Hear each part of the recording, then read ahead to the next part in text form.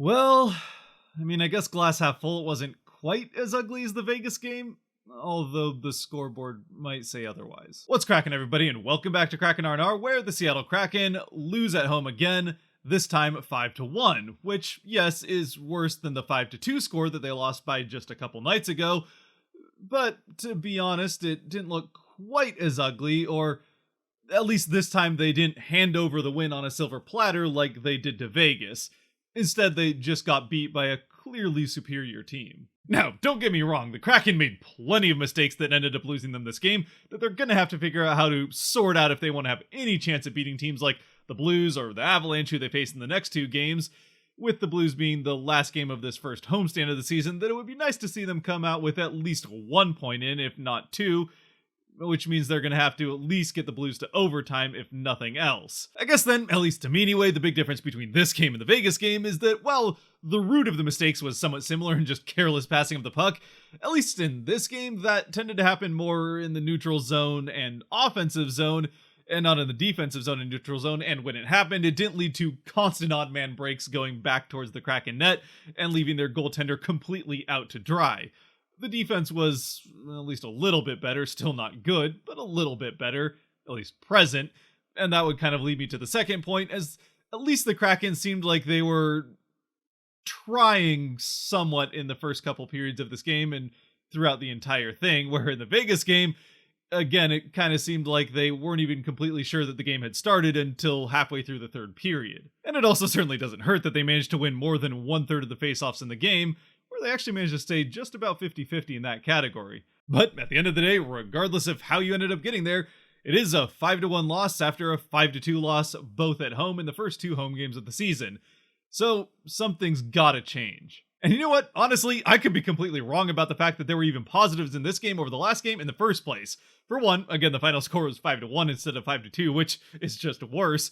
And for another, all the advanced stats, as far as added value to the team is concerned, point to the fact that Shane Wright may have been one of the best players the Kraken had out on the ice in this game, which, considering he didn't even have 7 minutes of ice time, and really, to be honest, didn't have all that much impact when he was out there, well, I think you can see where that would be a problem, where a player that didn't have very much impact is one of the best players that you had going. Of course, as I say that, I realize it might actually come off as good news to some people, the fact that Shane Wright even played in this game in the first place, considering it's only the second game that he's even been out on the ice, even if, again, he's getting somewhere between 6 and 7 minutes of ice time per game, which, part of the reason it was hard to really get a feel for this game and why I'm not really sure what to think of it is also the same reason that it took Shane Wright so long to actually get ice time in this game, with him not even having 3 minutes of ice time going into the third. And that's that there were 10 penalties in this game, 6 in the second period alone, and 9 in the first two combined. Which, with that said, I guess we might as well actually get into talking about the game itself, where on top of Wright playing, Grubauer's back in net for the Kraken, also in his second game of the season, and we see Sprong for the first time. As far as scratches are concerned then, it's Kuhlman and Donato on the forward end. So, again, if you're wondering where some of that shot potential or shot production that we saw, especially in that first game in Anaheim, has gone, well, Donato took some of it with him to the press box, or wherever he watched the game from. Anyways, we get into the game. The Kraken played decently for the first couple of minutes, which might be another part of the reason that this game didn't seem quite as bad as the one against Vegas, because at the 3-minute and 30-second mark in the game, they're not down 2-0. However, 5 seconds after that point, they are down 1-0, and to be fair, because I know people are going to want to jump on Grubauer right away, I don't really think that this one was on him. He tried to defend it properly as Aho tries to take a bad angle shot and chip it on Grubauer. He does get the paddle out, but the puck finds its way under his paddle or over his paddle. Either way, it's on the other side of his stick. And then it's Jarvis who somehow manages to come in and get his stick under Grubauer's paddle part of his stick and chip the puck up through a little gap in Grubauer's armpit, and it bounces off of Grubauer and into the net. Just a kind of couple of unfortunate bounces, and the puck's past Grubauer, and again, it's a 1-0 deficit early on. Now, sure, if you're one of the people that wants to find some reason to blame Grubauer for any goal that gets past him, he didn't necessarily play this one absolutely perfectly, so you could probably find a way to blame him for it. That having been said, it wouldn't be the last time in this game that I think the biggest reason this puck ends up in the back of the net, other than just, again, a couple of fortunate bounces, is the fact that there are two Carolina Hurricanes players closer to the net than any Kraken defender. Now, certainly at least part of the reason that I'm at least willing to give Grubauer a little bit of a benefit of the doubt on this goal is because for the rest of the first period, and really most of the second as well, he was playing lights out and saved the Kraken a number of times with some big saves, keeping the Canes off of the board for quite a while longer than they probably should have been. Still, we get to the end of the first period with being kind of an evenly played game between the two teams. Sure, the Canes have a clear advantage and playing slightly better than the Kraken, but that's to be expected given the lineups that the two teams have. There are also 3 power plays in this first period that all go unsuccessful, 2 for the Kraken, 1 for the Canes. But again, that's not terribly surprising considering Carolina came into this game with a 0% on the power play and a 100% on the penalty kill. That would change though come the second period. Both of those things about the Carolina special teams, I mean. Now, yes, we do get almost halfway through the second period with it being somewhat similar to what we saw in the first, with Carolina having the slight edge and Grubauer making some nice saves, but relatively evenly played hockey, and the Kraken at least holding their own against, again, one of the better teams in the NHL.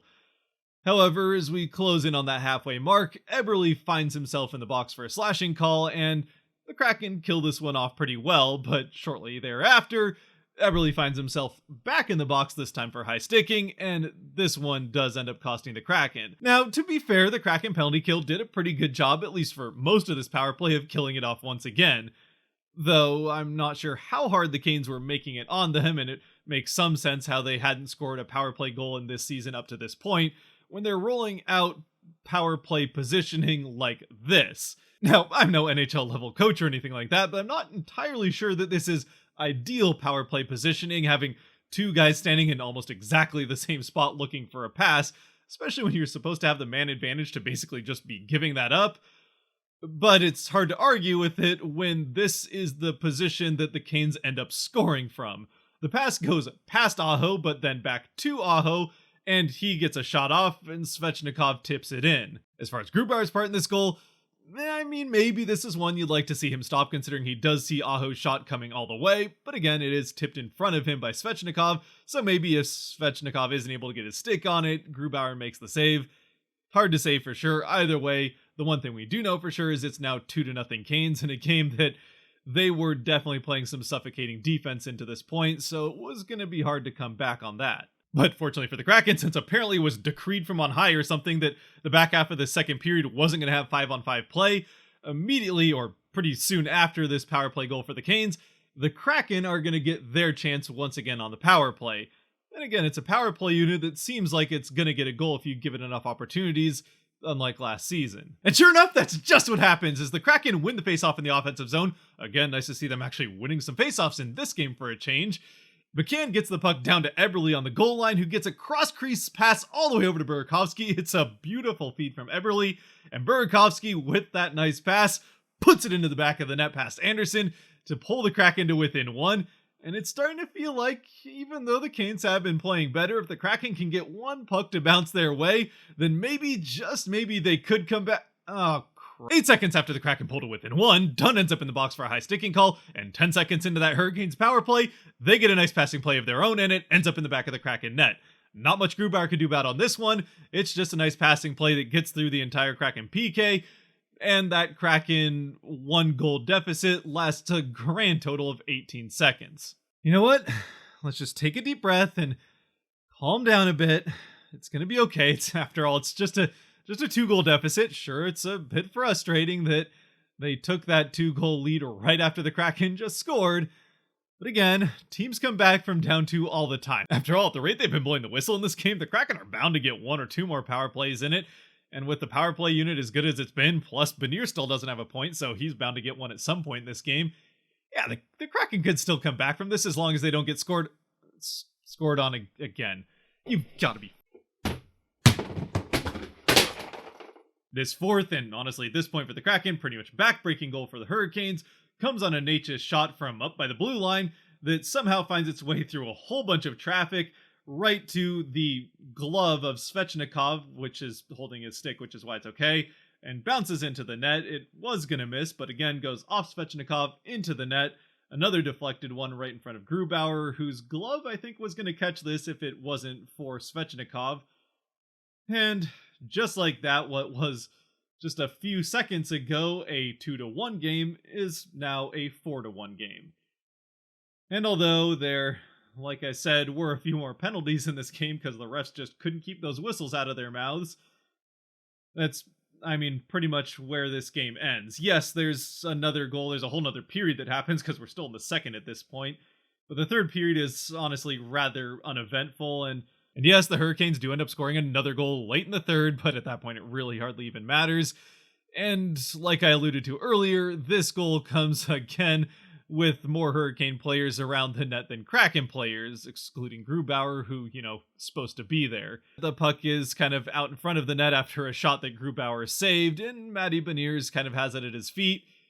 But I think you can see the problem where it's two Hurricane sticks that find it first. One of them puts it in the net, and that's how we end up at 5-1. The Kraken get a power play late, but yeah, it really doesn't end up mattering. Beniers doesn't get his point. So yeah, just not really a very fun game. As for Kraken 3 stars in this game, again, like the last one, I kind of have a hard time coming up with 3. The first one I think is pretty obvious. He's really the only player that, again, played consistently well for the Kraken in this game, and that would be Brandon Tanev. He was really all over the place, and it at one point got put on the Shane Wright line, I think to try to spark a little bit of something there as Sprong got moved up to be with McCann and Gord. But, that really didn't end up coming to much of anything, and then they swapped those back before the end of the third. Wright did get a lot more ice time. In fact, he doubled his ice time in the third period alone once the game started to get a little bit more out of reach. Like I said in the beginning, he didn't really seem to have much of an impact, and a couple of times kind of got the puck put around him. But it's still early on, and he's, at this point, just over 13 minutes of ice time in. So let's give it a little bit more time. And as far as the other 2 stars are concerned, I have a really hard time coming up with even another one. I was going to give one to Grubauer because, again, he kept the Kraken in this game a lot longer than they probably should have been. But in the end, he still does let 5 past him, even if they all came on deflections or defensive issues instead of really being all his fault.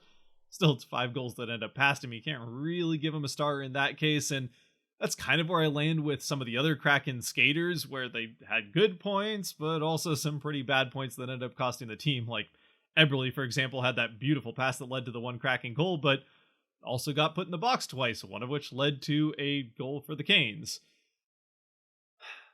I guess I'll give a second star to Burakovsky since he did get the one goal and actually got a star in the game, an official one. And he didn't really have any negative spots that I can remember, so what the heck, he can have one. And yeah, I just don't really think there's a third star in this one. I could say Borgen or Soucy, they both played decently, but I don't really feel like anyone else stood out enough to give them a star in a game that the Kraken lost 5-1.